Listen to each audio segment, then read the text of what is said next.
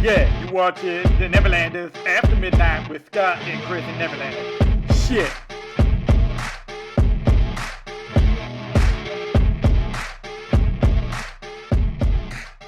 Hey everybody, welcome back to another episode of Neverlanders After Midnight. We kind of just right now came up with what we wanted to talk about today. We had planned on actually recording this during the week, but we've got we've got so many birthdays and everything coming up. It's been a very busy weekend celebrating our pretty princess who insists on everything being all about her all the time. Yeah. She's had Friday celebration, Saturday celebration, today is Sunday, we're going to have a Sunday celebration, and then her birthday is actually tomorrow, so she'll get Monday celebration too. So yeah, we gave her a big present yesterday. So Harlow's turning 8 years old. This is the season for us where like everybody's birthday it's birthday season. Yeah, it starts. We've talked about this before on some of our other vlogs, but in case you don't know, like everybody's birthday except for mine. I'm the dummy that's born in March. Everybody else is basically, well, I guess with the exception of Corbin, he's July. So we have July, August, September, and 2 in October if you count me. Yeah. So no, we don't want to count you. You don't count. July, August, September. No, I don't. such a mom thing to say. Like such a. Anyway, so today we are going to touch on the subject of breaking chains, and it's going to be a little. So I could probably say whatever I want to say about what that means to me when it comes to like my parents and stuff like that, because they don't watch the vlogs. But Gramps watches the vlogs, and Grandma watches the vlogs, and so we want to be respectful, and in no way like say anything or do anything that like paints them in a ill-received manner, right? But at the same time, like, listen, we've messed up and we've done some things with our kids too, where I'm sure by the time they mature, they're gonna look back and they're gonna be like, wow. That mom of mine, she was a real bitch. I'm fucking my perfect. Dad was. Those kids will not say a damn thing. Oh yes, they. Nope. I can think of 3 things right now that I know that they're gonna. I'm just kidding. Wow. But they're definitely gonna say some. Way to inspire confidence. But there's gonna be some things, right? Like nobody is perfect, and the one thing that I've learned, guys, and this is, I'll probably bring it back to this, by the time we reach kind of the tail end of this upload, but. I had a realization that nobody's perfect, right? And everybody has garbage and tragedies and things that happen to them when they're kids and as they age and things that their parents did to them. I think one of the best studies was, or has been, and definitely something that like Dr. Drew has spoken to a lot, is like the baby boomer and the brokenness attached to that generation, because you basically have a group of people that thought they were going to die raising kids that they never thought they would see their future. So there's damage issues and stuff that has gone from one generation to the next and unfortunately our generation's dealing with the fallout of parents who didn't love them enough to parents who loved sometimes too much, or like very unhealthy lack of boundaries, I think, is more what our generation is dealing with. I think a lot of that is like parents wanted to be friends, those are unhealthy, versus, not boundaries. Yeah. Like I'm a dad before I'm their friend, right? Yes. And so I think that's one thing that we've adopted for sure. But the breaking chains piece is really kind of the what has been a consistency in for our parents and for their parents, and in no way by us like even recognizing this and being able to speak to it is saying that like, hey, we're doing a better job, right? No. It's just things that I haven't figured out for me, and you have figured out for you, and it's not a blanketed statement. It is the reality of it is we are all individuals, and we all have a perception of what happy looks like and what healthy looks like. And thankfully we found it for us, and we've drawn our line in the sand and said, I won't go past this point. Yeah. And so really, I think that's all that breaking change is about. It's literally making a decision to. I think it's very simple. I don't think it's overly complicated. I think no, it's complicated to get to that point. Sure. But making the decision is not complicated. I think the complication is and maybe this is the wrong way to say it, but the failure to recognize, like, hey, this is an ongoing thing, and you have to at some point decide. It changed again. That's okay. We've got painting in the background now. But recognition that, like, hey, this isn't, I recognize that there are these issues. There's a lot of, on my mom's side of the family, there was a lot of, like, mental illness and, undiagnosed, swept under the rug. Yeah. Yeah, I mean, not only that, but like when you introduce chemical dependency along with that, right? And it just heightens. So many people that have a mental illness that is not treated for whatever reason, whether because they don't know about it or because they refuse traditional treatment. Yeah. Almost 100% of people will self-medicate, and it's usually with drugs and alcohol. Right. And so. Yeah, and the one thing that I recognized is, like, and if you've followed our channel for a while, like, I love beer. I love going to Epcot. I love drinking around the world. I love that stuff. I recognize that I have an addictive personality as well. And, I mean, in my 20s, it was like, drank a lot.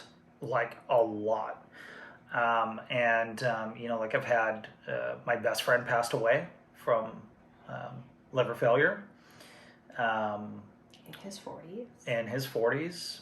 My mom died of early onset dementia, which was caused from continually drinking. She was at a point where all she did was drink. There was not a lot of substance going in. Maybe some candy. Stuff like that, sugars, right? Like, a lot of people talk about dementia being like diabetes of the brain. Yeah. And, and look, like, as gloomy and as dark as that sounds, like, I have shared that story with a few people, and I always describe it as a beautiful tragedy because even though there was a lot of brokenness, my mom was great when I was a kid. Like, when I was young, she was awesome, right? I didn't know any better, but, like, I didn't feel... I don't look on my childhood and go, oh my gosh, I was treated terribly. And, she beat the shit out of me. I mean, that was weird to look at, like, our kids now and be like, I'm just gonna be like, she would tell me to go get a twig off of a tree and, like, whip me in the legs. That shit's crazy. That's fucking crazy. But, that's abuse. Let's just say it. It's abuse. But here's the thing is, like, I think as I've gotten older, you realize something happened, right, in her life and while she grew up that caused that. And, the number one thing, I think this is why I understand why forgiveness is so important, is because you let go of things when you forgive people. And, for my mom, like, I forgive her, and going through dementia and watching her, like, revert and being there to take care of her, it was like all that past stuff. It's let go, because you realize, for me anyway, I realized how fragile she was and how fragile life is. And that's where, in recognition through that, and then I'm going to shut up because I don't want this to be all, about my parents. Oh, it's coming, Gramps. I'm just kidding. Understanding the brokenness of everybody makes you go, I guess, feel... Understanding their brokenness helps to create, like, a level of forgiveness. Like, we're all just these jacked up people and jacked up, really, like, we're children. And even as we age, we think we're, like, incredibly smart, and we think that we've got all this stuff figured out. And the reality of it is like, we're all still broken, and we are like children. we've had more experience, so we can speak to that. But yeah, so what was important to me was to not become an alcoholic. I'm gonna go get a beer. Can I get a beer while we finish this? Lord have mercy. All right. I'm not sure that you really covered anything. I feel I think I feel like you're still like tiptoeing a little bit, and like, yes, it is important to acknowledge that people are the way that they are because something happened before them. Yeah. But there's also, the one thing that I say all the time, reflecting back on things from my childhood, looking back on your childhood, is that as a parent, actively right now as a parent, there are so many things that took place that would never in a million years. Yeah. Would we allow that to happen now? Allowed to happen, or would I participate in, or would I actively, I would not parent that way. I would not, I don't 100%. See that. And so to me, that's where the breaking the chains thing comes from, where you do the hard work.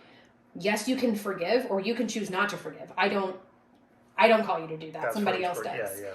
But you have to do the work to make the acknowledgement of what was broken, and then say, that's not for me, and then it definitely isn't for my kids. Because if you don't make that decision to block it with you, it's going to get carried down to them. Sure. And so that's part of the recognition of oh, there was something wrong with them. Yeah. And I could absorb that too and then pass it on to my kids, but I'm just going to cut it off. And and that's kind of what I touched base on last week, where circle, safety, the only thing that you focus on, and you don't let outside sources in if they inflict that. And I think one thing though, a lot of times you don't recognize what you're going to change until that change is required, right? Mm-hmm. I'm sure everybody has kind of I think it's so funny when people who don't have kids go, well, my kid will never scream like that in public. It's haha, wait till you have kids. Until you're in that situation, you have no right to even speak on it. But I think with us having 4 kids, obviously, we kind of changed, right? From the first to the last and how we did things. But at the same time, you look at that and you go, I will not do these things, right? Even before you have kids, this affected me greatly. And this was a period of my life that was, full of sadness. Mm-hmm. So I'm not going to do those things. But then as you have kids and you start to go through life is really when you really start recognizing it, because old habits are hard to die. For me personally, look, again, I like drinking. I love the taste of beers. I love pairing them with foods. But it's recognizing that importance to not end up like them, and I say them, both my mom and my dad, so that I don't create the environment that they did. So breaking the chains for me is going, hey, I recognize this as a problem. I didn't like being in that situation as a kid, Yeah. So I'm definitely not going to put my kids in that situation. And does that make sense? It makes sense. I'm just saying, to a certain degree, I think that really what I want to say is, I'm so sick and tired of making excuses for people. And so,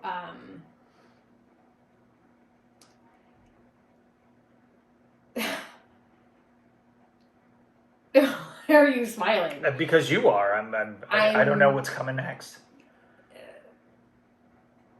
I'm just saying that as a general rule of thumb for me is it's okay to acknowledge why somebody is the way that they are, but you sure as fuck don't have to accept it. Yeah. And that's the thing that that's the part that I have I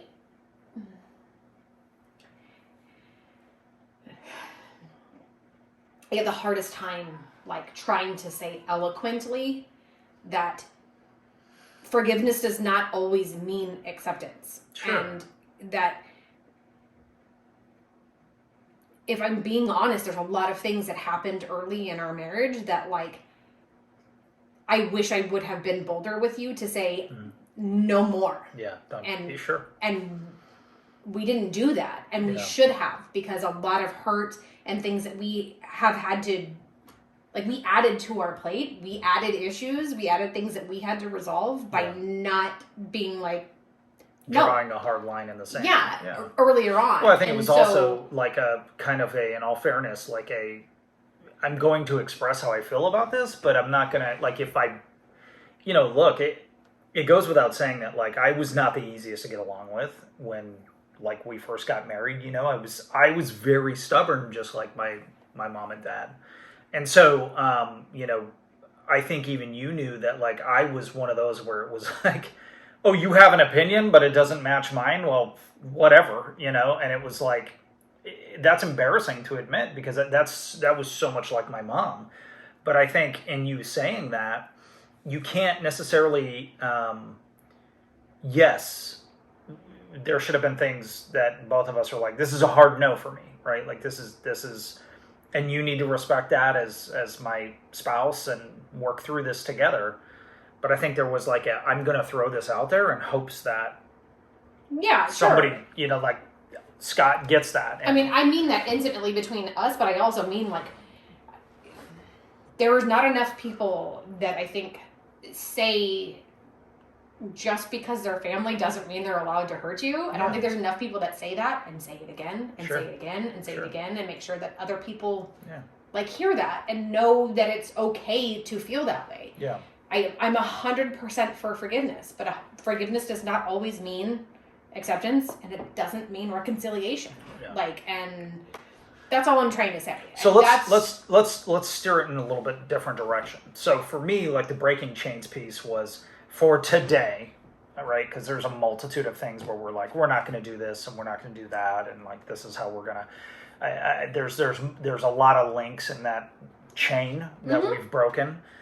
For me, the number one topic is going to be the alcoholism and stepping away from that.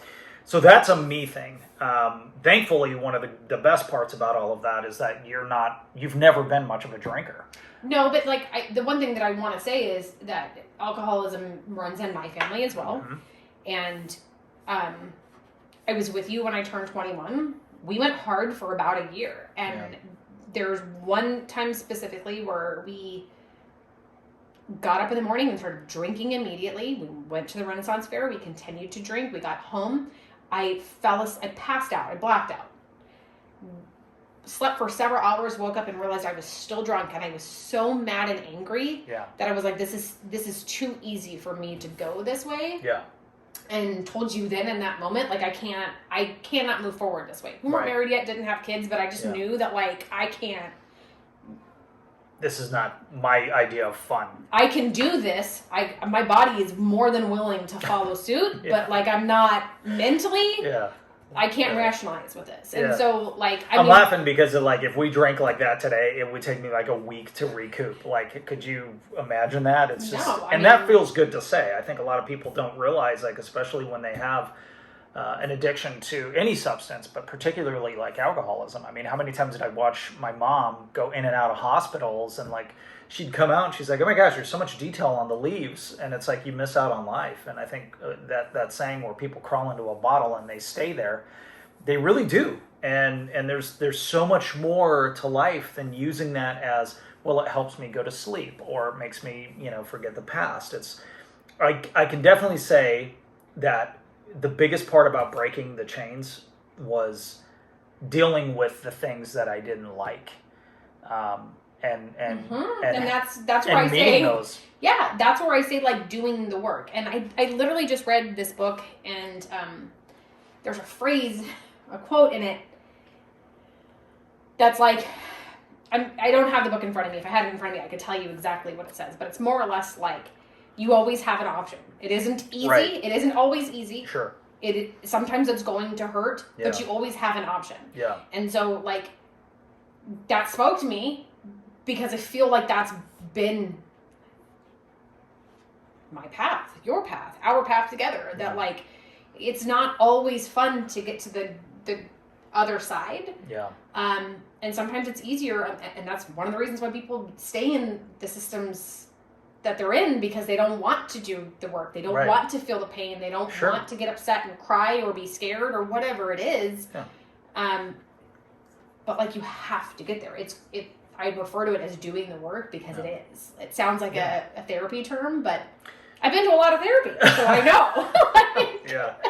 No, but it is. And that's the thing is that, I talked about this a little bit in the last one where I think it was during the 10 questions, and I was like nobody's coming to save you. And it's like, yes, like I believe in Jesus and Jesus is a savior, but I'm like, nobody's going to come save you. Like you, there was no book, titled Scott, and I can go to a certain page and read that on a certain day and know exactly what to do. And there's nobody that's just going to show up and like fix my problems. Right. Like this is my reality. And so creating my reality means meeting those problems, like taking care of them, fixing them, and then being able to move past them. So, all right. So I'm going to read our sponsor since Ian gave us a sponsor. And then we're going to jump over to one of your breaking the chains. Okay. I've got two in my brain already that are like, go ahead. They're festering? No, they're not festering. All right. So today's sponsor is diapers for 7-year-olds. If you like Among Us and you shit yourself, I know most of you do, especially you 7-year-olds, come on down and buy diapers for 7-year-olds. The 7-year-old must buy the diapers themselves. That's the only. I think that's a terrible sponsor. I can't say anything about it because they sponsored the video. So thank you to our sponsor. And it's really quiet downstairs. This is the first time we've done one of these. I heard Corbin screaming. Oh, did you? About 3 seconds. Your turn. You ready? Let's go. I have two, breaking the chain things that I can talk about really quickly. Okay. That I think are less obvious. Okay. First, less obvious to who? Generalization, I don't think people would be like, oh, that's a chain I have to break. Oh, okay. That's what I mean. Okay. Right. First of all, smoking. Yep. I don't know if any of you know this, but in 6th grade, I won the DARE essay contest. So I remember a lot of DARE facts. And 80% of youth that smoke have an adult parent at home that smokes. Mm-hmm. My dad smoked, my stepdad smoked. I loved smoking. I still love smoking. I still have dreams sometimes where I'm smoking and I'm like, God. I want to do that. Yeah. All of the way a cigarette felt between my fingers, lighting it, smoking when it was freezing outside, just all of the things with coffee and a book. Yeah. Damn it. Yeah. So good. Yeah, if you're a smoker, just quick warning. She's going to make you smoke if you're trying to step away. So no, I'm not, because that's where I'm going to stop. Okay. But I remember sitting across from a table with my dad and smoking and him looking at me and shaking his head. Don't do that. Yeah. And I mocked him in the moment. And you're like, okay, dude. No, I was like, don't smoke, but look at me. Yeah. Don't do that. That's not good for you. Don't, and I think back on that and I'm like, that didn't feel good. But it kind of did, because I was like, don't be a hypocrite. Don't tell me Sure. I can't do what you're doing. Yeah. Great example, right? And so when Salem was 3 years old, she had a little play purse, and she brought it to me and was like, Mommy, look at what's in my bag. And I'm pulling stuff out, and there was an empty pack of cigarettes. And I was like, why? And she said, because I want you smoke. Be like Mommy. Yeah. And I went, done. Yeah. And I didn't say anything to you. I didn't say anything to anybody about it. Yeah. I continued to smoke for about a month and a half. And every time I smoked, I would talk to God about it. And I would say, I like this aspect of it. I like this. I like this. Take those desires away from me. Because it was less about the nicotine and more the action. Sure. Sure. And, replace that feeling with something else for me. Yeah. And Salem's 17 and I haven't smoked since. So what is that, 14 years? I haven't smoked in 14 years. It's a really long time. Yeah. And up until that point, I had smoked for over a decade. Yeah. So knowing the statistics of, your parent smokes, the kid smokes, and the next kid, and blah, blah, blah, that's a chain that can be, it's crazy, because people don't talk about it, especially because, smoking is not as, glamorous as it used to be. Yeah. But that's one. And then it is something that, it's almost, well, it's probably also where you're at, right? But it does seem like it's more of a rarity. To see people smoking? Yeah, it's it's really super, it's odd at this point to walk out of a store and be like, I smell cigarettes. That just is not I probably smell weed more than I smell cigarettes. Honestly, at this point, yeah. You know? Yes. So, I think that's a good thing. Yeah. I don't know. I mean, And then my other one is there's like a toxic behavior between women where like I think it's a toxic behavior among women. It's a toxic behavior among the women in my family. To compare, yeah, to mock, to point fingers, and to knock people down when you don't like them, or you feel insecure, or whatever it is. Like, whatever the reason is. Yeah. And like, I will acknowledge that I have like a taught instinct within me, a behavior that sometimes when I see a woman that I believe is more attractive than me, to pull away from her, because I'm like, we can't be friends because competition or what, like, it feels icky to me. But I do know that like up until about probably when we went to Mountain View and I had my first like adult female friends, I had a very innate instinct to just nitpick everybody and like celebrities, even like people like why do you hate try to them? find the negative And like always pointing things out, and you know, I'm absolutely now on the complete opposite spectrum of it. Where, like, if I see a woman in public and I don't know her but I think she's got beautiful hair, I'm gonna tell her she has beautiful hair. Yeah, you do that. I mean, you talked about that kid today at church. Like, you do that for everybody at this point. You're just like, how do I pick them up? I want to do, and I think self-consciously I go out of my way to do it, to like prove to myself that I don't feel like that anymore. Yeah. That I'm not as actively. That's good. That's a good recognition. Yeah. I mean, that is a very ugly thing to do. Like, yeah. I really think that women, you're not a woman, but like, I really think that women should be building each other up and like cheering each other on, because we have enough in the world telling us you're not a good enough mom. You're not skinny enough, you're not pretty enough, you don't work hard enough, you sleep too much, your house isn't clean enough, whatever it is. Yeah. We have enough people telling us that we're trash, that we don't need to do it to each other. Yeah. And that's like, and that's, I think that is a very common thing between women. I don't think it was just... Yeah, I think there's like a natural competition. Like every job I've ever worked at, there's always kind of like this, like, you know... there's competition between them, and it doesn't mean it doesn't exist with men either. You know, I will, like, hearing you talk about that, I was always kind of like, I don't know if I've ever admitted this or not, but this might sound weird, but I was like, I want some good looking guys to hang out with, like be part of the circle of, like, I remember like Paul, like in high school, it was like certain days he looked better than me and other days I looked better than him, and I'd be like, yeah, man, like, but it was like when we were out in public. It was the same thing when I lived with Adam. What? You never looked good in high school.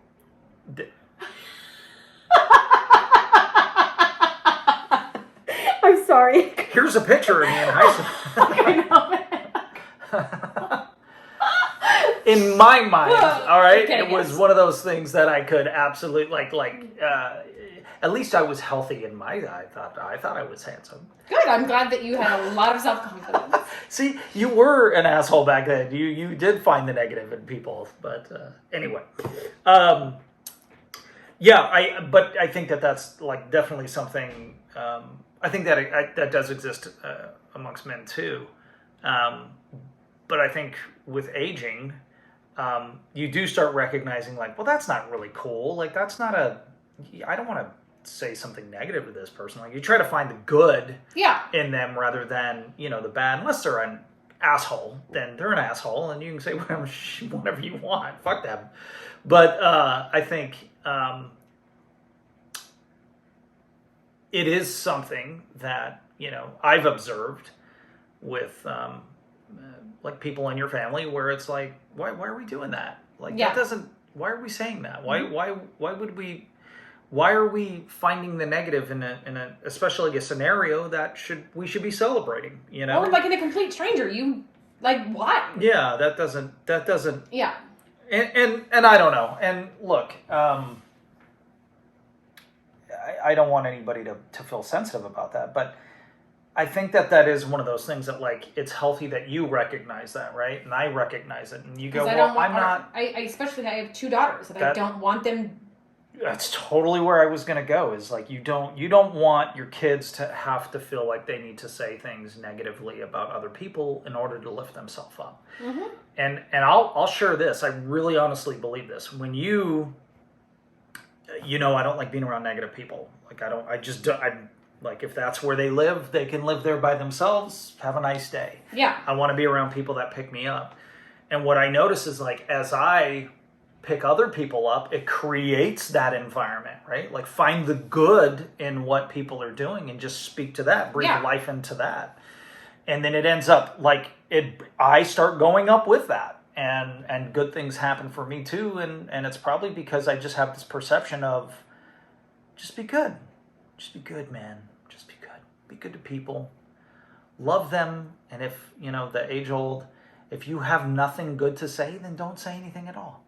Sometimes that's hard, but I think it's a good motto or creed to live by. So, anything else you want to add to that? I could go on and on about marriage and protecting that and it being, but I almost maybe feel like that's another. I feel like subject. that should be another topic. Yeah, for sure. like just talking about marriage and because we broke some chains there too. A lot of chains. Yeah, actually. And that, that's what I'm saying. Like, I could go on and on about that, but maybe that's a different podcast, another day. Well, and here's the thing. Ultimately, what's important is everybody has their challenges. Everybody has their vices and the things that they struggle with, including us. Yeah. There are things that, like, in no way are we trying to say, like, hey, because we overcame these things, we're better people, but I think there should be, for a lack of a better word, an evolution of who you are as an individual. And when you recognize, like, this doesn't breathe life into other people and myself, how can I change that, right? Yeah. And so it is like a purposeful evolution that we as individuals should be, pretty regularly focused on, in my opinion. Well, again, I'll go back to what I always say. Everybody has their own level and perception of what happiness is to them. Yeah. What's healthy. Yeah. And if something for you is not happy, it's not healthy. Stop it. Well, no. Look at it, evaluate it, do the work, and do what's necessary to make sure that it breathes life into you, your children, sure, your family, your friends, whatever, coworkers, whatever. Like, what's a change for me is not a change for you, and vice versa. I'm just speaking to my own shit. So I'm going to end by saying this. I had a friend admit to me that they are having a much higher, a severe drug problem lately. And I didn't know that.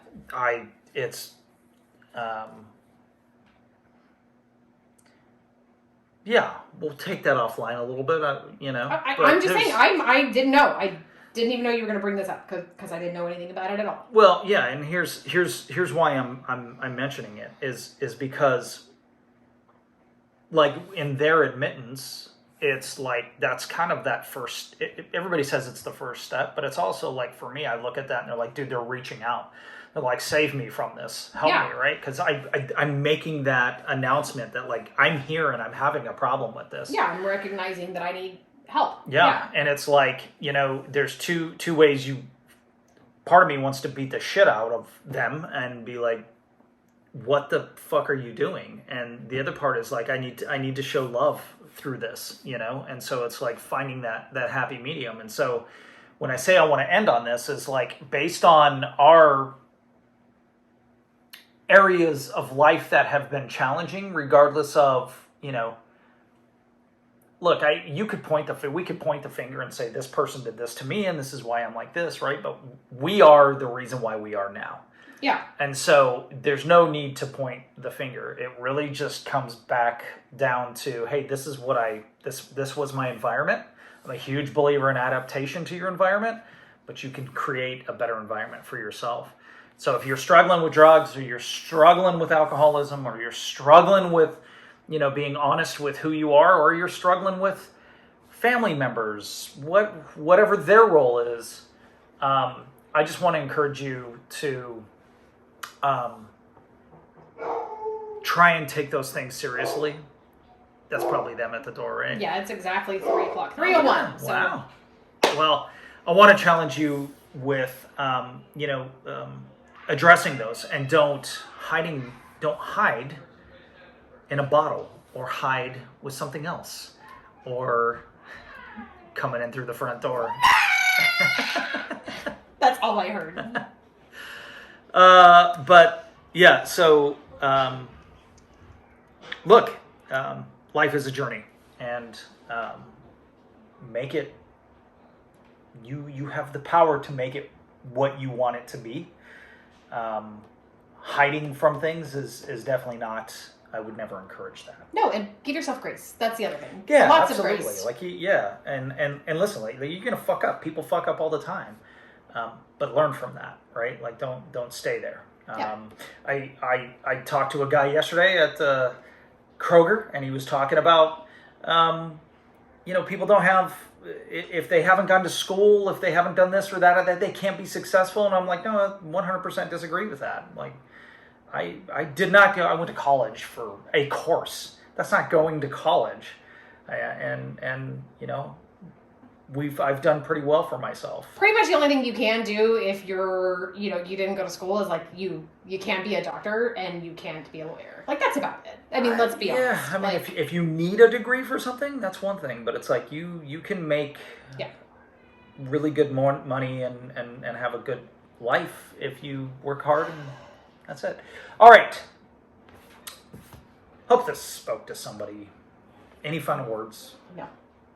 You want to tell everybody, you want to look in the camera and let them know that you love them? No. All right. All right, thanks for hanging out. Love you guys. Be good. Do something nice for somebody that you wouldn't regularly do. And, that's it. If you enjoyed this, give us a thumbs up. If you didn't, I don't know. There's like 10 of you that watch our stuff. Thanks. We got over 8,000 subscribers and like 30 views. What the fuck? What is that? What? Seriously? What have you said to offend people? It's all right. It's because I'm fat. It's because you're fat? Yeah. We'll address that in another upload where we talk about all the mean comments that we've gotten, because those are fun. All right. Love you guys. Take it easy. See you later. See you at the next After Midnight. Bye.